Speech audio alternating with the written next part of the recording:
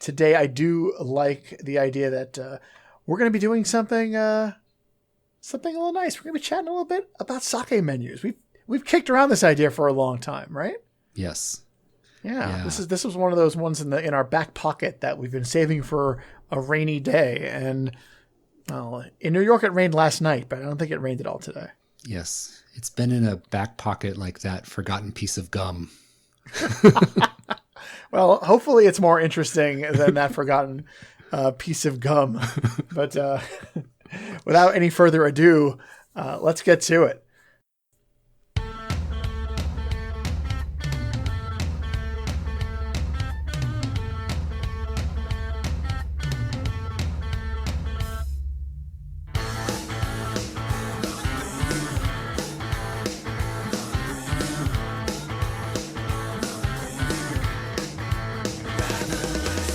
Hello, everybody, and welcome to Sake Revolution. This is, in case you haven't heard, America's first sake podcast. I almost said favorite.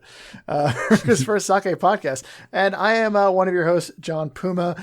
I am the guy who does the sake notes, and I'm also the administrator over at the internet sake Discord. It's a fun place to kick around and drink sake and talk to your friends about sake. But every week, on this show, I'm the guy who's not the sake samurai. And I'm your host, Timothy Sullivan. I am the sake samurai. I'm also a sake educator, as well as the founder of the Urban Sake website. And every week, John and I will be here tasting and chatting about all things sake and doing our best to make it fun and easy to understand. Mm-hmm. So, Tim, sake menus. I love them. I hate them. I love to hate them. It's going to be an interesting one. So, given that we're going to be kind of topic focused today, and our topic doesn't really evoke a specific sake, I think we should start drinking sake now. Or we can just say, it's time to start drinking sake. Oh, so you're saying I don't need to come up with excuses to drink sake? Okay. Not in my world, you don't. No rationale needed. We're going to start with the sake introduction. I like that. Let's do it. Yeah. All right. Let's do it. So today's sake, and Tim and I are both drinking the same sake today, is the Yoshinogawa Kokujo Ginjo. So it's Ginjo. So it is that alcohol added Aru-10 style. The rice is milled down to 55% of its original size. The koji rice is Gohyaku Goku. The starch component is listed as just Niigata rice, so it's probably a local, possibly eating rice. And that, if I didn't mention it before, I actually did mention it's 55%. The alcohol is 15.5%. The sake meter value on this, the measure of dryness to sweetness, is +7. So you bet this one's going to be pretty dry. And the acidity is 1.2. Oh, I could taste the dryness already. This sounds to me, Tim, like prototypical Niigata sake. All the warning signs are there. Yeah. Gohaku Goku, +7, low acidity, boom. Yes. Yeah.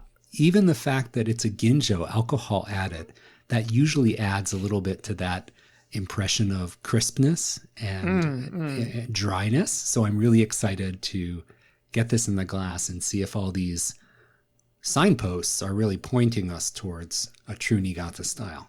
Ooh, all right. Well, let me know if you start getting flashbacks from your time there.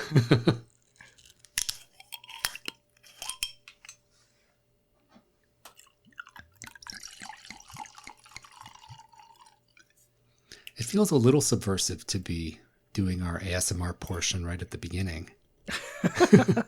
If we get any complaints, I'll let you know. That's a nice kind of soft, little fruity aroma. Yeah, but I'm also getting something a little marshmallowy, like a little plumpness. Some rice, maybe a little creamy note. For me, it's not a super classic fruity, aromatic. Well, it's also not super classic Niigata yet. Yeah, it's not overwhelming with rice notes either. Yeah, there are some fruity notes there. Yeah, I'm just surprised to find them at all. Really? Yeah. I should also note this is the most transparent sake I think I've ever seen. It is so clear. Yeah, that probably hints at being charcoal filtered for sure, which is a classic move in Niigata. Classic. All right, let's give it a taste. Huh. There's a lot more going on here than I was expecting. I don't know about you. Well, it definitely leads with dryness for me. Like the dryness is dry. There. Yeah. Mm-hmm. So more on the end of the palate, and the finish of the sake for me is very dry. There's a little bit of heat on the finish. There's a warmth there. It comes from the dryness for me. And again, I find that the palate matches the aroma in that it's a little bit soft, a little bit ricey, a little bit marshmallowy for me, and just hints of fruit. A bit of complexity there, but it's round and pillowy. The texture is very round for me. I really like how soft and dry it is, and then also that rice is really kind of very welcome and pleasant. It is that sweeter kind of rice taste. That marshmallow that you mentioned, I find to be kind of like near that, and I definitely noticed that a lot more in the taste than I did on the nose. Mm-hmm. And this is really just pleasant. I like this a lot. I like this. This is really tasty, very sippable. But I will say this is not my first encounter with this sake. Oh, I've had it in the States before, but it's been a long time. Been a really long time. And I've also had it in Japan. There was this little sushi shop near my hotel room, or near my hotel, that my friends and I went to one year when it was like the last day we were in Japan, and somebody was like, "We haven't had any sushi. We need to do that." And so the rest of us were like, "Okay, we'll get some sushi." And so we went to this place, and they had some sake, and we didn't know what, it was like very early on. I didn't know what to do, and so we just kind of pointed at something at random. They brought this, and it went really well with the sushi. It was very, very pleasant, very easygoing. So maybe I'm getting a little nostalgia from an early Japan memory. Wow, 2010, I think. Yeah, 2010. You have incredible recall. I don't usually, if I'm not taking like written notes, I can't remember that level of detail. It's weird. It's not all the time. So sometimes people think because I remember certain things, I will remember all of them, and I'm like, no, it doesn't quite work that way. But the sake, I usually know like the time and place. I can see myself having the sake. It's a little weird. But yeah, no, this is pleasant, and I'm going to enjoy sipping this while we discuss the science. Well, maybe the art. Maybe it's more of an art than a science of sake menus. And again, this is something that we've been chit-chatting about doing something with this for a long time, and I'm kind of glad we finally got around to it. Yeah. I view this kind of as a sister episode to the Survival Japanese. Definitely. This is putting us in the position of ordering sake. Like, this is where you are sitting there in the restaurant and it is go time. This is putting all of your survival Japanese to the test. Yeah.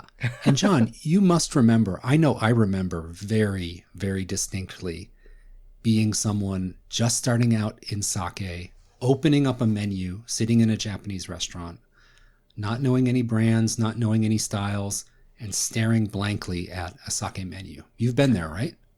Many times. Yeah. And for me, a couple of times I got really lucky because some menus in Japan, and let's first briefly give a extremely broad stroke overview of like what to expect in Japan when it comes to sake menus.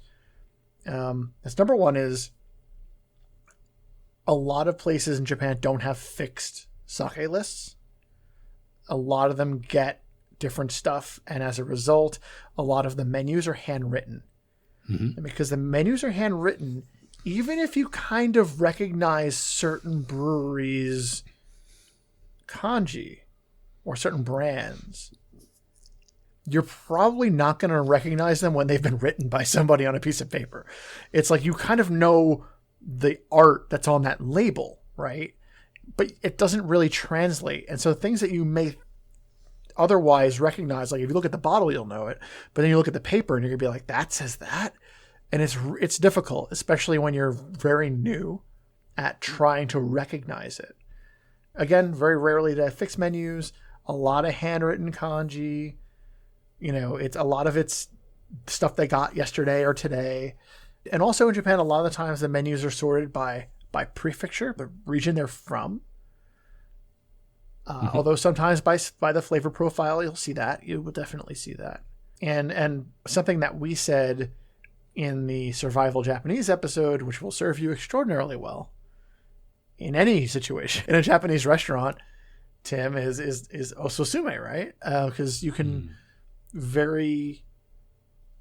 you work around it in some ways, work around the menu in a way. Yeah, if you haven't listened to our Survival Japanese episode, osusume means recommendation. And it's a magic word when you're at a Japanese sake bar in Japan. Magic word. Yes. Yeah. And I think that it is really hard, even if you've studied the kanji, if you've studied brand names and you go to Japan, when you and I were in our intermediate phases of sake geekdom, not off the deep end, but, we'd studied some Japanese writing and knew a few words.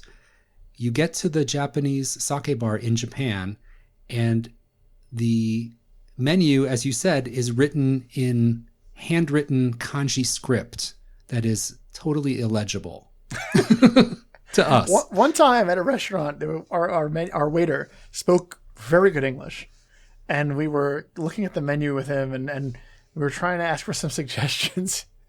And he's like, look, honestly, this is so calligraphy, like there's so much calligraphy here, I can barely read it. I can barely read it, and I wrote it. But so it's a lot. It's a lot for everybody.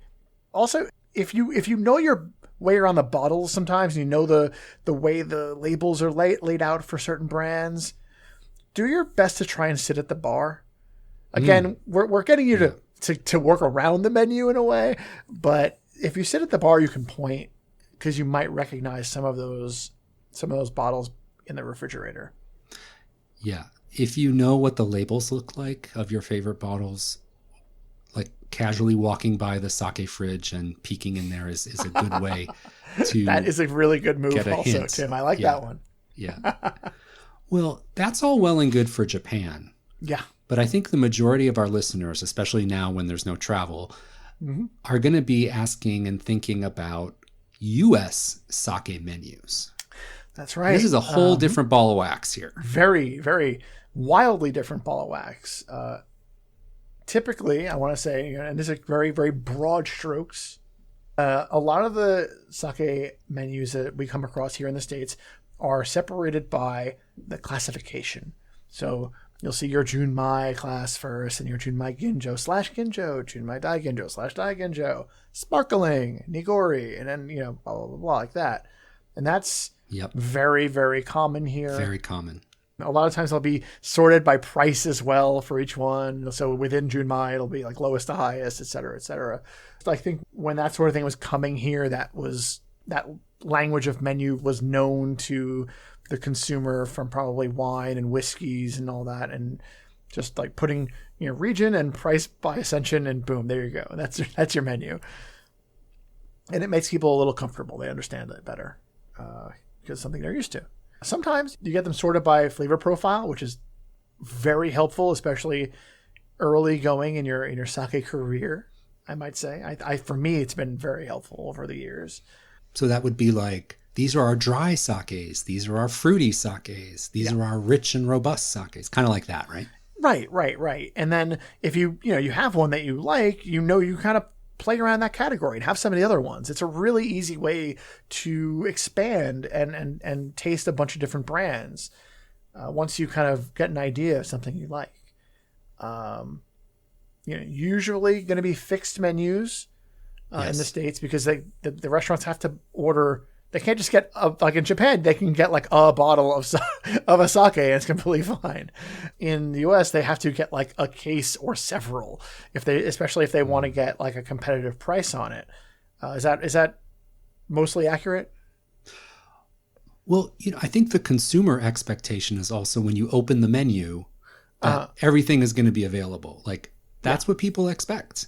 And in Japan, it's very much that people expect things to be recommended by the chef and recommended by the bartender and some hidden things under the counter and some special sakes for VIP customers. That's very much the way it is in Japan. So expect the unexpected. Yeah. But in the US, I think if you open a menu and every other thing you ask for, the waiter's like, oh, sorry, that's out. Sorry, that's out. Sorry, that's out. That's really not a good look for US restaurants. So I think they, as you said, tend to have more fixed items on the menu. They may order more volume of it to make sure it's in stock. That makes sense too. Yeah. Occasionally you'll see specials. Absolutely. In the US. There will be usually a second little menu on the side. Or a seasonal item like a namasake for spring or something like that. Mm-hmm. Yep. Totally. Yeah. So what do you think about bottle pictures or label pictures in the menu? Do you think that they're a good thing? Are they tacky? Do you like them? Do you not like them? What do you think about photos? I kind of like them. I don't see them anymore. I very rarely see them these days, but actually I rarely see menus at all these days because we're all just QR code scanning and looking at a list on our phone. But back in the day, I used to enjoy when a place would put either a picture of the label or a picture of the bottle. It helps me since I'm not going to be keeping that bottle, right? They're going to pour some. They may bring the bottle and pour it at the table. They may not. But I know what that bottle looks like now. And if I see it somewhere else, I'll recognize it. Where if I only know the name, I may not make that connection. Knowing me, I will not make that connection. And I think that it's very helpful for me as the consumer who wants to try a sake somewhere, but then buy a bottle for myself another time someplace else. Yeah. I know I'm a visual learner, and when I was first getting into sake, if the menu had a picture of the bottle, it really helped me remember, oh, it's a blue glass bottle with a yellow label and black writing on it. And before you know it, I could pick out that bottle in a lineup. So getting that reinforcement from the menu was something I really liked. Now, I think it's true what you said. A lot of menus don't do that as much anymore, but it's something that I kind of like as well. Yeah, I miss it. I kind of miss it. I also miss physical menus in general, but that's a completely different story. Yeah. Yeah. Well, I thought it might be fun if we took a look at some real life menus and kind of gave them our once over.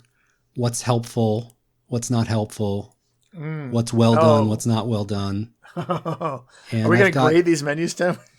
not grade them, but just react. Oh, it's a live react. Oh, all right. I'm so excited for this. Now, if you are listening at home and you want to follow along, you can go to sakerevolution.com and we are going to have a link to download each of these menus so you can review them as well, but we'll give you a description as well.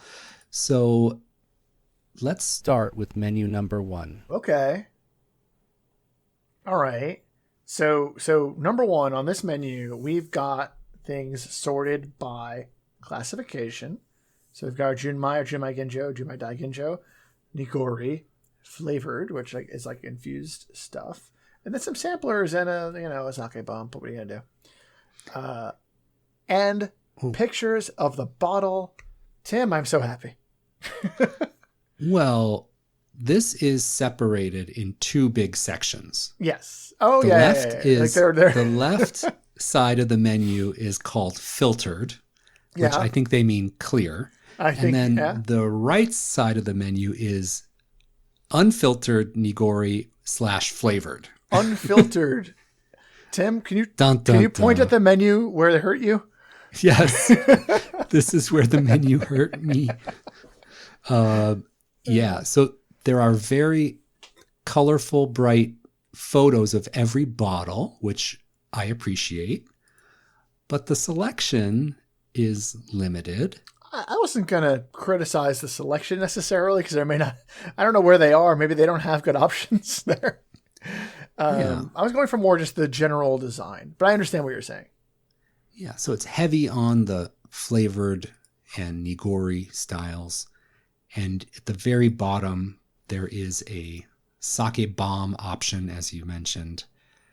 And at the bottom left, there's a hot sake, generic house hot sake, which we warn everybody to stay away from.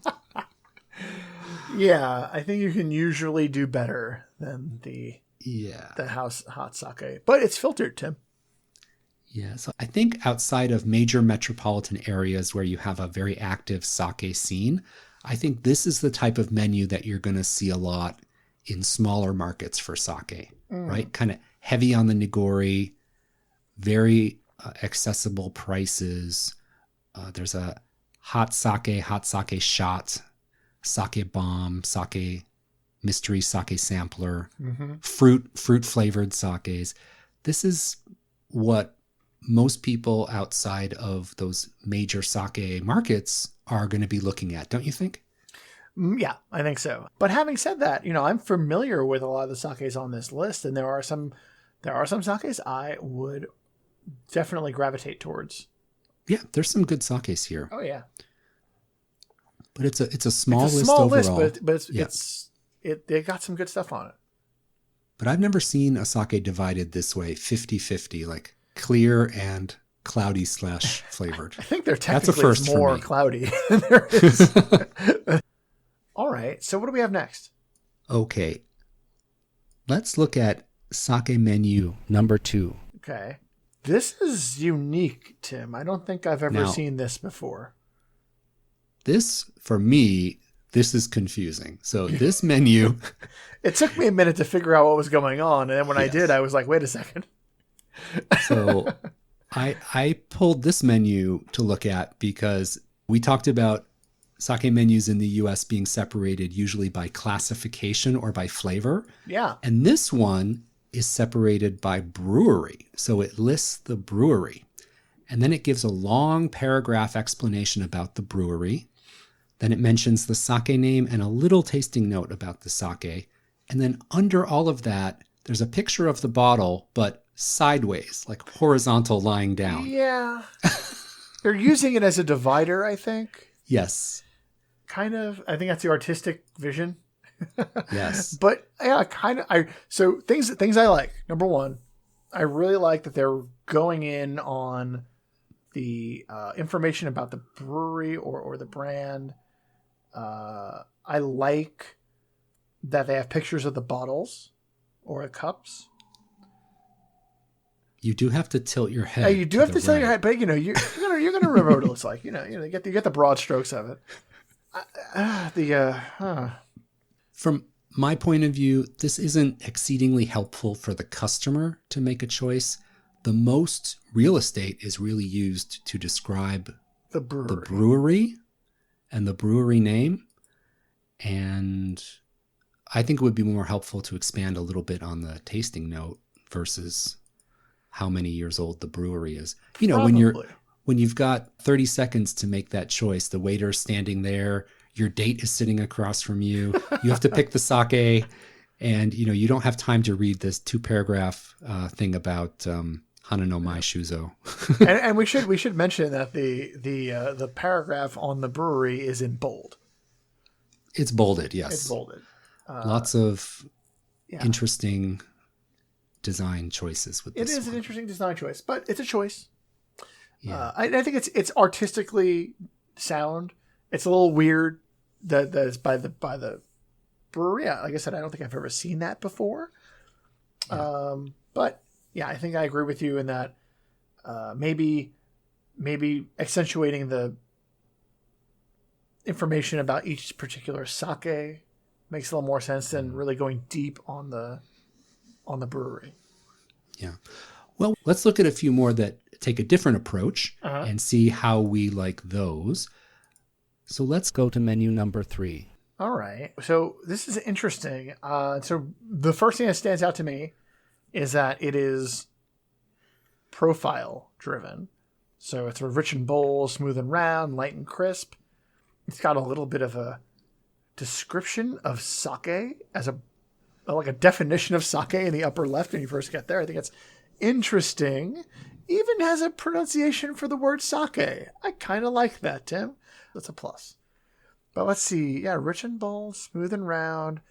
I see. So this is nice. So smooth and round is the category. And then the descriptor they give is these sakes are well balanced and gentle with a smooth, mellow finish. That's very useful information. Yeah, so they group the sakes primarily by these overarching flavor profiles. So if you want a quick and dirty selection, I want something smooth and round, light and crisp, or rich and bold, I really like this setup because it lets you pick from 3 or 4 sakes. You can narrow it down quickly, and it doesn't overwhelm you if you know what general style you like. Mm-hmm. And the little thing at the beginning, the sake, if you scroll to page 2, there's also a little diagram about the rice milling percentages, and there's a map of Japan. I like these little educational sidebars. I think they're helpful. Very nice. So it's like you're getting the meat and potatoes, so to speak, of the rice in your water, with having all of the information about the sake up front.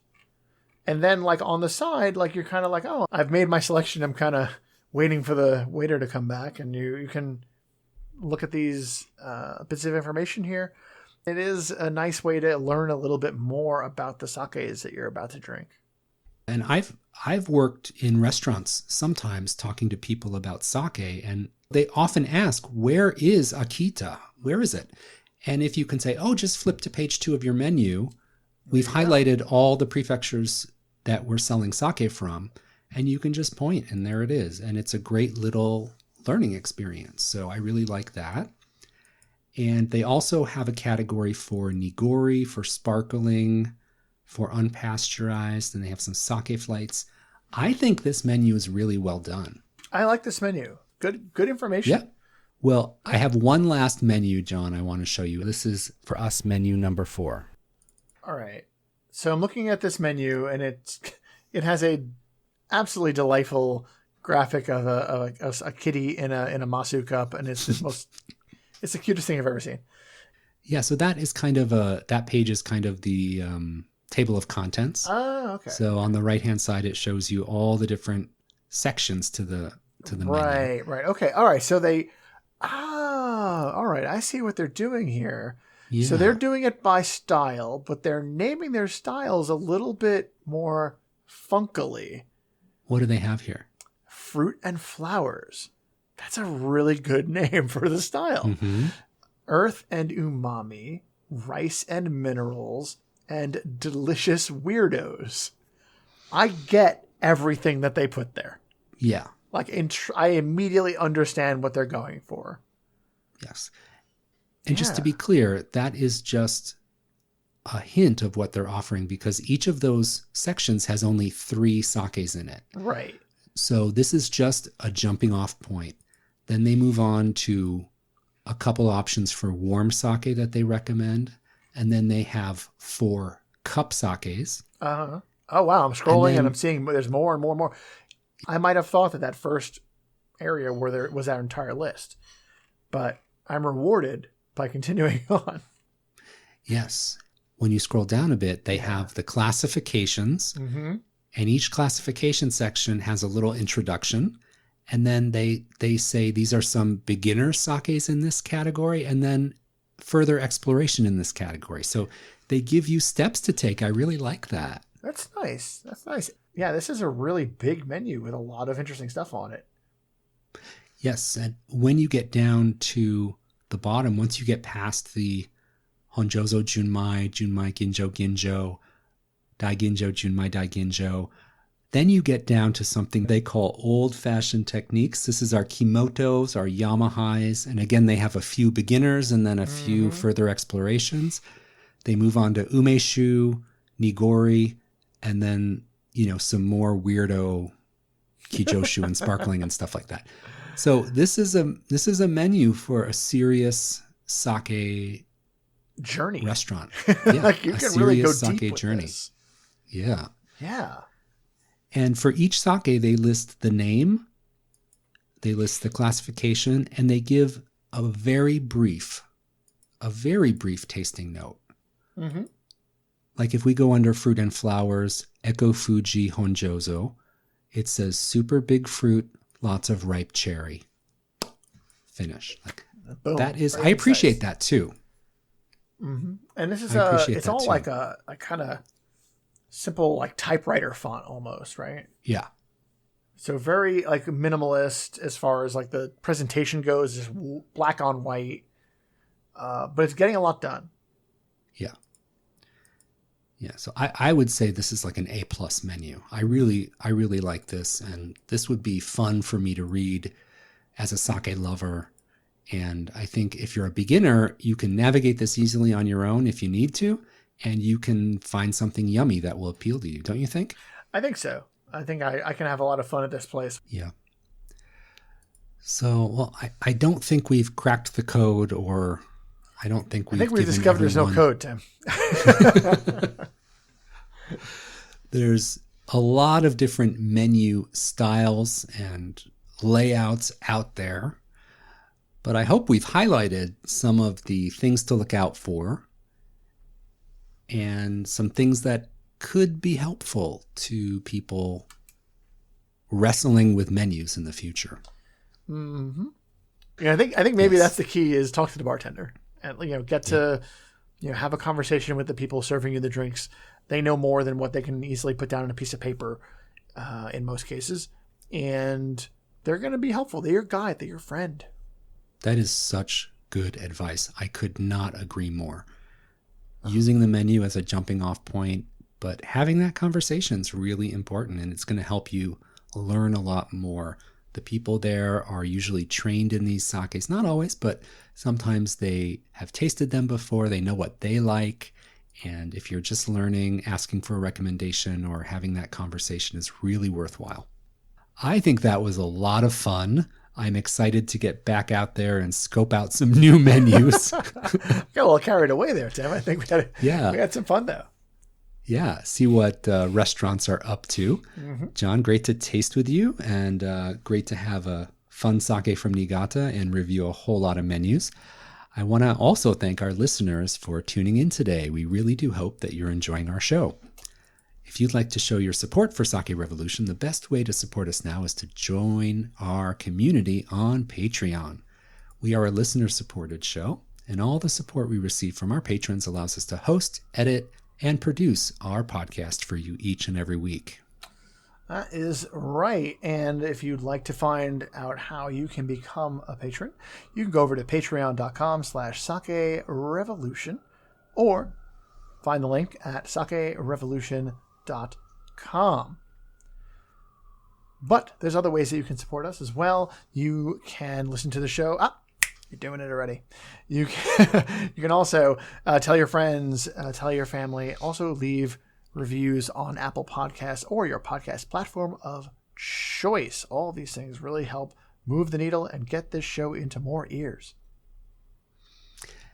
And as always, if you would like to learn more about any of the topics or sakes we talked about in this or in any of our episodes, be sure to visit our website, sakerevolution.com. And there you can see the show notes and a written transcript of each and every episode. And if you'd like to reach out to us directly, you have some criticism about our opinions on sake menus, we have an email address for you. It's feedback@sakerevolution.com. If email is not your thing, don't worry about it. You can also DM us on Facebook, Twitter, or Instagram. On Instagram, we are Sake Revolution Pod. And everywhere else, we are Sake Revolution.